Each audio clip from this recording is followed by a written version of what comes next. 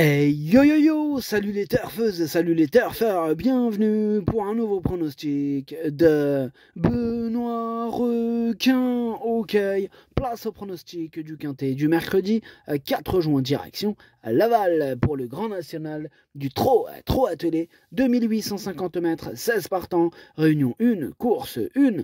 Il y a un rendement de distance de 25 mètres à partir du numéro 9 et l'indice de confiance c'est 3 sur 5.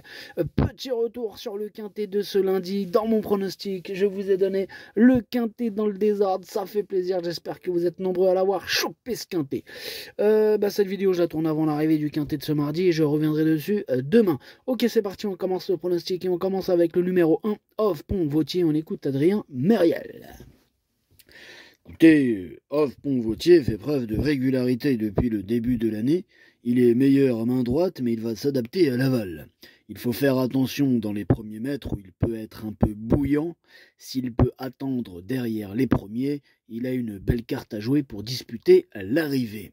À Caen, dernièrement, il était un peu trop loin, mais a bien fini. Ok, merci Adrien Mériel. En tout cas, ce numéro 1, moi, il me plaît beaucoup. Je l'ai gardé dans mon prono, je l'ai mis 6e. On passe au numéro 2, Ibiza Bella. On n'aura pas les commentaires de l'entraîneur, c'est Jean-Paul Marmion qui est parti pêcher Captain Ian Barbro. Bref, amusez-vous bien. Ce numéro 2 me plaît beaucoup, je pense qu'il peut faire mal. C'est pour ça que je l'ai gardé dans mon prono, je l'ai mis 5e. On enchaîne avec le numéro 3, Imperator Della, et on écoute Mathieu Varin. Imperator Della aurait certainement remporté l'étape du Croisé-la-Roche il y a 2 semaines si nous n'avions pas fait une erreur tactique. Il s'est montré fautif en accélérant alors qu'il était en tête. On ne va pas se faire avoir 2 fois. Mercredi, son driver aura ordre d'imprimer un rythme plus soutenu durant la seconde moitié du parcours. Je pars confiant, même s'il y a 2 ou 3 rivaux à craindre.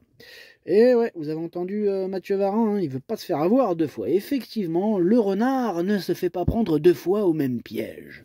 Et ce numéro 3, du coup, je l'ai gardé, mais en bout de combinaison. On enchaîne avec le numéro 4, June. On écoute Mathieu Mottier. Alors Varin, maintenant Mottier. Bref, June s'est malheureusement montrée fautive à la sortie du dernier tournant à Caen, alors qu'elle s'apprêtait à bien finir. Elle est toujours aussi délicate.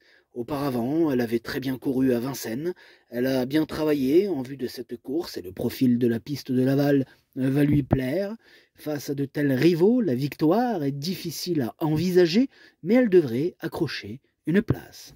Ok, merci Mathieu pour l'explication. En tout cas, ce numéro 4, je l'ai gardé lui aussi, mais en toute fin de combinaison.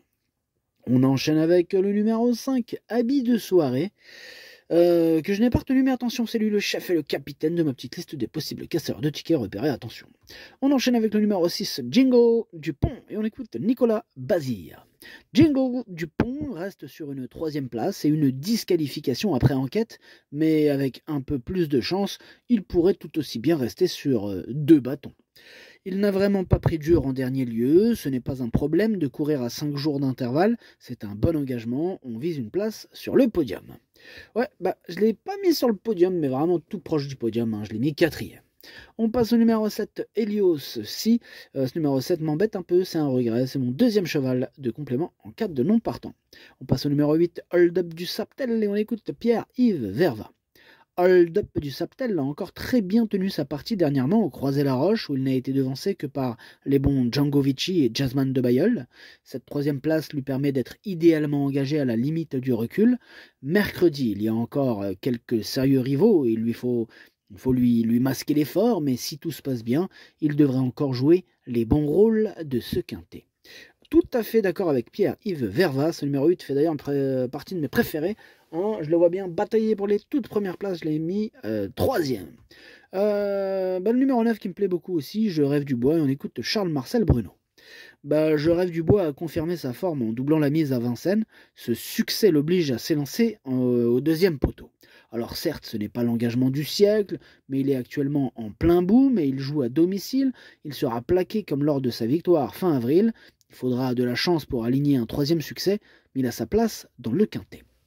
Ouais, il est dans une forme olympique ce numéro 9, il peut tous les éclater même en rendant 25 mètres, Évidemment, ce n'est pas chose aisée de rendre 25 mètres, mais voilà, moi je l'ai mis deuxième. On passe au numéro 10, Jabalpur. Lui, il m'embête beaucoup, c'est lui mon gros regret, mon cheval de complément en cas de non partant. Attention, possible cassage en vue. On enchaîne avec le numéro 11, Je m'envole. Bon, il n'y a pas à s'envoler très loin, puisque je ne l'ai pas retenu, hein, voilà. Eh oui, j'en ai préféré d'autres. On passe au numéro 12, Gala de Crène. Lui non plus, je l'ai pas retenu, je l'ai pas rayé, il est même pas sur une liste, il est là. Voilà, donc affaire d'impression avec ce numéro 12. On passe au numéro 13, comment il s'appelle? C'est Harley Gemma. Harley Gemma que je n'ai pas retenu, mais qui est à l'arrière de ma petite liste des possibles troubles faits. J'en ai que 2 sur ma liste aujourd'hui. On passe au numéro 14, Hymne du Gers. Alors lui, je le raye. Tout comme d'ailleurs le numéro 15, J'aime le foot, lui aussi, je le raye. Et on termine avec le numéro 16, Ulysse Digéo, et on écoute Jean-William Hallet. Ulysse Digéo s'est encore imposé plaisamment dernièrement à Vincennes. Il a gagné en souplesse ces derniers mois et je peux désormais l'alléger dans sa ferrure. Il répète toutes ses courses et ne lâche jamais le morceau. J'ai préféré cet engagement à celui de Vincennes 3 jours plus tard afin de le qualifier pour la finale en décembre. Il sera déféré des postérieurs et a encore une belle carte à jouer. Ouais, eh bien, c'est tout simplement lui, mon préféré, Ulysse Digéo, le numéro 16. Le pronostic, ça donne 16, 9, 8, 6, 2, As, 3, 4. Merci d'avoir suivi cette vidéo. N'hésitez pas à mettre un pouce bleu si la vidéo vous a plu. Pour accéder à tous mes tickets pour la course du Quintet, rendez-vous directement en description de la vidéo. À jouer avec modération. Bonne chance. Chopez-le-moi. Ciao.